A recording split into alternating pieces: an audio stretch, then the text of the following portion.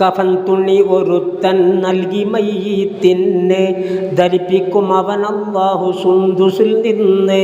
ഇത് ദൈലമീ റിപ്പോർട്ട് ചെയ്തിട്ടുള്ളതാ. മിസ്ബാഹ് 2 നോക്കി മീമിൽ വന്നതാ.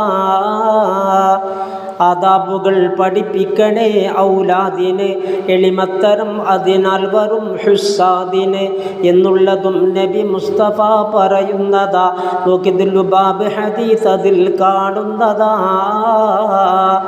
ശത്രുക്കളെ കാണാൻ കൊതിക്കരുതാരും, അതിനാൽ അഹന്ത ജനിച്ചിടാനും പോരും. വന്നാൽ വിടാതെ നിൽക്കണം ക്ഷമയോട് എന്നാണ് തിരുനബി ആജ്ഞയും നമ്മോട്. റൂഹുൽ ബയാൻ 3 ഹദീസ്, ഇതിൽ 351 പറയുന്നത്.